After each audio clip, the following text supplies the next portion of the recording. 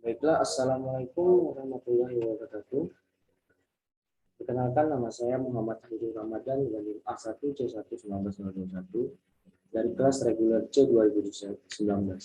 Nah, pada kali ini saya akan mempresentasikan terkait tugas kimia bahan alam mengenai kandungan senyawa bahan alam pada tanaman tebu dan merah tebu. Dengan dosen pengampu yaitu Dr. Andos Harijon, MSD. Yang pertama, kita harus mengetahui apa sih pengertian tebu dan gimana sih sejarah tanaman tebu tersebut.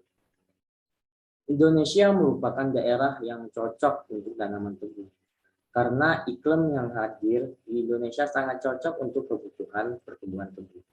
Karena tebu membutuhkan musim hujan pada saat penanaman dan sedikit hujan saat proses pemanenan. Pertanian atau perkebunan di Indonesia sangat beragam. Tanaman yang dihasilkan di daerah Jawa banyak daerah yang menghasilkan tanaman tebu. Tananan pemanis ini sudah dikenal jauh sebelum Masehi dan menghasilkan 27 juta ton setiap tahun. Tebu adalah tanaman tropis yang sifatnya mirip dengan sorghum. Tebu atau Socarum opacinarum merupakan tanaman perkebunan semusim. Tebu merupakan termasuk ke dalam famili Poaceae atau lebih dikenal sebagai kelompok buntut rembutan. Tebu tumbuh di dataran rendah, daerah tropika, dan juga dapat tumbuh di daerah sebagian daerah subtropika. Manfaat utama tebu adalah sebagai bahan baku pembuatan gula pasir. Ampas tebu atau lajimnya disebut dengan bagase adalah hasil samping dari proses ekstraksi cairan tebu yang berasal dari bagian-bagian tanaman. Tebu adalah tanaman tropis yang mirip sifatnya dengan sorghum. Pemanenan tebu bertujuan untuk memproduksi batang tebu yang memiliki kandungan sukrosa yang tinggi. Dengan rentang kandungan 10-15% dari total nilai tebu, kebanyakan sukrosa disimpan di bagian dalam batang tebu, yang kemudian diekstrak juga mengandung antioksidan dan komponen lainnya yang terkandung di dalam tebu. Tanaman tebu juga termasuk ke dalam kelompok tanaman rumput-rumputan yang merupakan produk tahunan yang dipotong batang utamanya untuk diambil ekstraknya dari batang. Gula cair diproduksi dari cairan ini akhirnya akan menjadi gula putih. Sebagai sebuah tanaman tahunan yang terus tumbuh, satu tanaman tebu akan mampu dipanen 3 hingga 6 kali panen sebelum pergantian. Selanjutnya yaitu bagian-bagian pada tanaman tebu. Yang pertama, batang.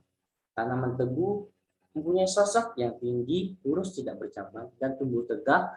Tingginya dapat mencapai lebih kurang 3-5 meter. Kulit batang keras berwarna hijau, kuning, ungu, merah tua, atau kombinasinya. Pada batang terdapat lapisan lilin yang berwarna putih keabu-abuan, dan umumnya terdapat pada tanaman tebu yang masih muda. Kedua, daun. Daun tebu merupakan daun tidak lengkap karena hanya terdiri dari pelepah dan helaian daun tanpa tangkai daun. Daun berpangkal pada buku batang dengan kedudukan yang berseling. Pelepah memeluk betung, memeluk batang, makin ke atas makin sempit. Pada pelepah terdapat bulu-bulu dan telinga daun.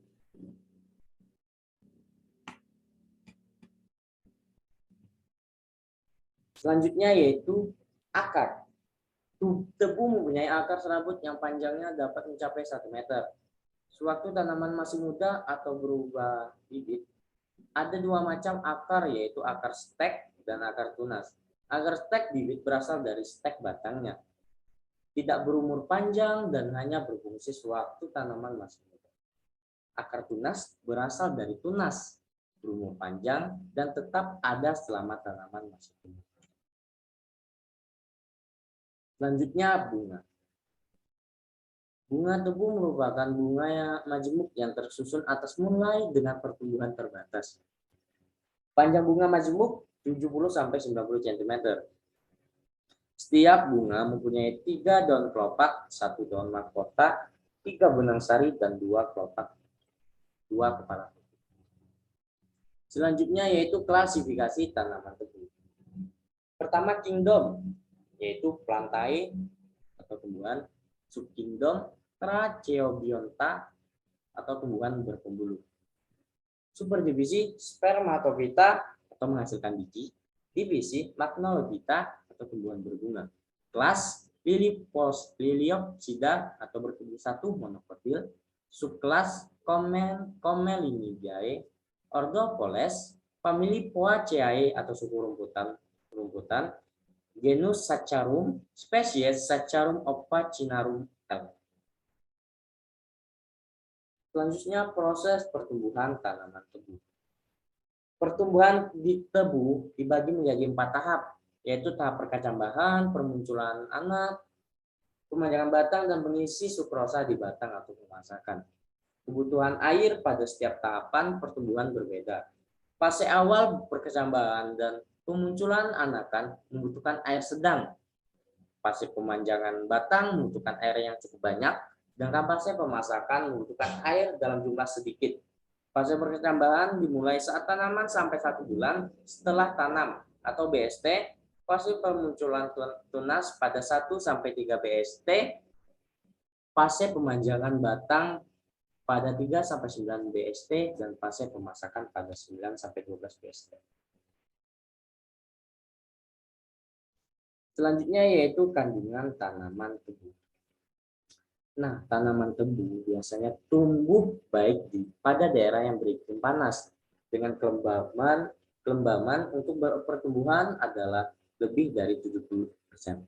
Suhu udara berkisar antara 20 derajat Celcius sampai 34 derajat Celcius. Tanah yang baik bagi pertumbuhan tebu adalah tanah subur dan cukup air, tetapi tidak tergenang. Fase yang baik, fase pertumbuhan tanaman tebu jatuh pada umur 3-8 bulan dan fase pemasakan pada umur 9-12 bulan, yang ditandai dengan tebu mengeras dan berubah warna menjadi kuning pucat. Pengolahan tanah untuk penanaman tebu di lahan kering pada umumnya dilakukan pada musim kemarau sampai akhir musim hujan, sedangkan penanaman dilakukan di awal musim kemarau sampai menjelang musim hujan. Kandungan yang terdapat pada tanaman tebu yang pertama yaitu air 75-85%. Air merupakan komponen yang paling besar di dalam tebu, sehingga untuk mendapatkan gula, komponen air harus dihilangkan sebanyak-banyaknya pada proses penguapan dan kristalisasi. Yang kedua, sukrosa 10-12%. Sukrosa harus dihilangkan sebanyak-banyaknya pada proses penguapan kristalisasi.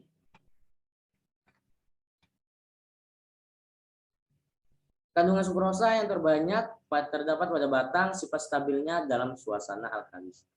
Ketiga yaitu gula reduksi dari 0,5-2%.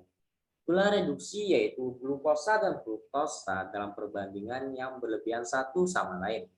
Semakin masak tebu, semakin sedikit gula reduksinya. Proses pemecahan dalam gula reduksi akan menimbulkan kerugian pada industri gula. Suhu tinggi dan pH tinggi akan mempercepat perpecahan gula reduksi, sehingga itu perlu dihindarkan. Selanjutnya yaitu senyawa organik 0,5-1%. Senyawa organik dalam tanaman tebu sebagian besar dalam bentuk asam laktat, asam suksinat, serta asam glukonat. Jika tebu busuk, asam akan teroksidasi menjadi asam laktat.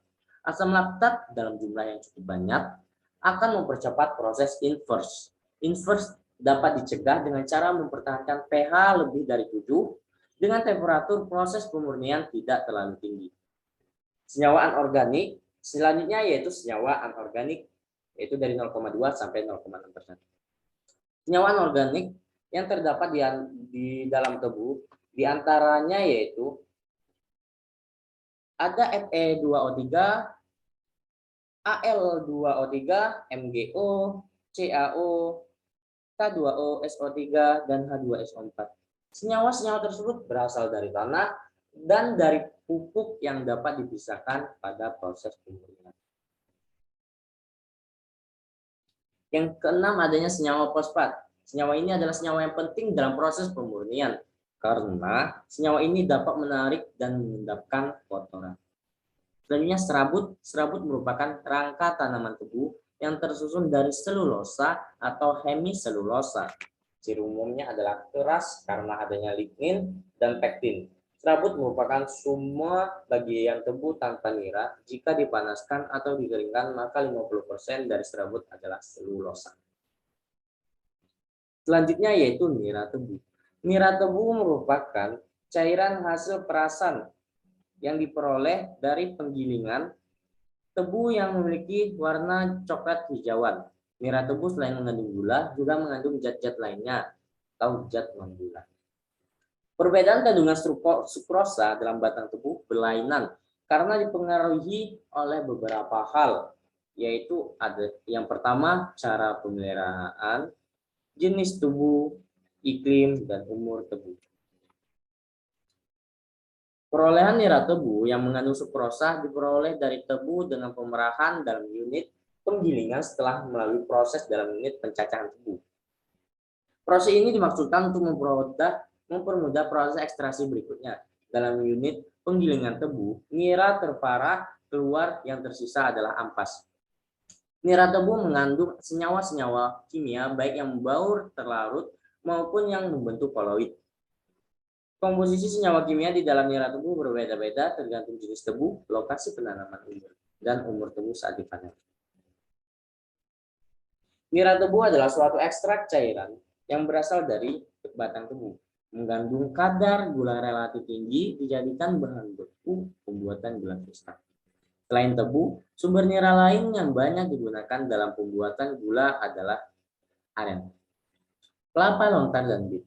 Nira tebu diekstrak dari batang tebu dengan usia panen 8-12 bulan. Pada masa yang kurang atau melebihi masa panen, kadar sukrosa dalam tebu memiliki jumlah yang lebih rendah. Selain kandungan sukrosa, nira tebu juga mengandung gula reduksi, yaitu glukosa dan fruktosa, yang merupakan hasil investasi sukrosa dengan adanya enzim invertase.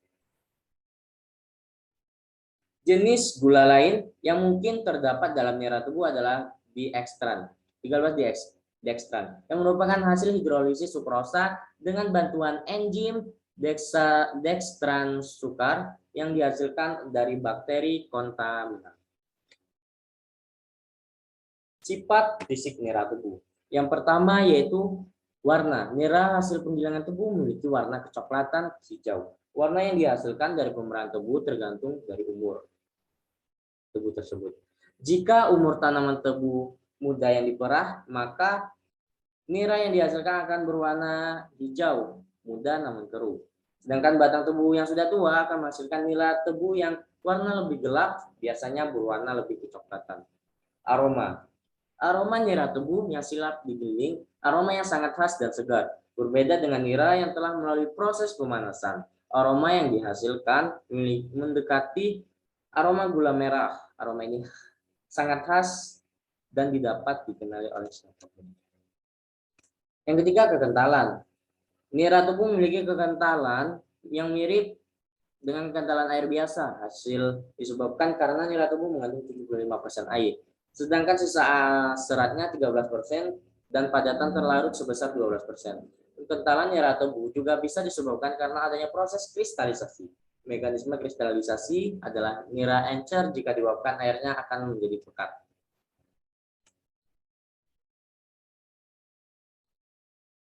Selanjutnya proses pembuatan nira tebu. Nira tebu bisa langsung didapatkan dengan menggunakan mesin khusus. Batang-batang tebu awalnya dibelah menjadi dua bagian. Setelah itu baru dimasukkan ke dalam mesin pemaras. Mesin inilah yang memeras air tebu hingga hanya tertinggal ampas batangnya. Cairan yang keluar dari perasan batang akan langsung keluar secara otomatis melalui keran yang tersambung dengan mesin. Jika tanaman tebunya masih muda, maka warna air tebu agak hijau muda. Sedangkan batang tebu tua akan menghasilkan air perasan tebu yang berwarna lebih tua atau kecoklatan.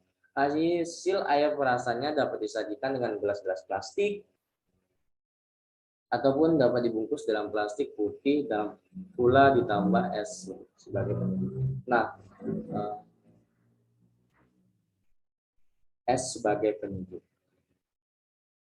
Dalam proses pembuatan nira tebu ini, saya juga pernah mempraktekannya di kampung halaman saya, yaitu pada proses pembuatan nira tersebut, pertama-tama kita harus mencari terlebih dahulu, yaitu batang tebu tersebut. Setelah kita mendapatkan batang tersebut, kemudian kita melakukan proses yang namanya pembuangan kulit pada batang tersebut, yang biasanya dipakai menggunakan alat yang tajam seperti pisau, supaya apa? Supaya mudah untuk mengkerik kulitnya tersebut. Setelah kita kerik semuanya batang tebu tersebut, kemudian kita cuci ke dalam air bersih. Kemudian setelah kita cuci ke dalam air bersih, lalu kita masukkan ke dalam mesin penggiling. Setelah kita nyalakan mesin penggiling, kemudian batang tanaman tebu yang sudah bersih tersebut kita potong menjadi 2 bagian. Setelah itu kita giling menggunakan mesin giling beberapa kali hingga batang tebu tersebut tidak berair lagi atau hanya tinggal ampasnya saja. Setelah tinggal ampasnya saja, kemudian mesin tersebut di dalam kerannya tersebut menghasilkan air yang terdapat pada batang tersebut, sehingga bisa dapat kita hasilkan. Kita taruh airnya tersebut ke dalam gelas atau plastik, atau ditambah es agar lebih enak dan segar. Nah, mungkin hanya itu yang dapat saya sampaikan. Jikalau ada salah kata, saya mohon maaf. Saya akhiri. Wabillahi taufiq wal hidayah. Wassalamualaikum warahmatullahi wabarakatuh.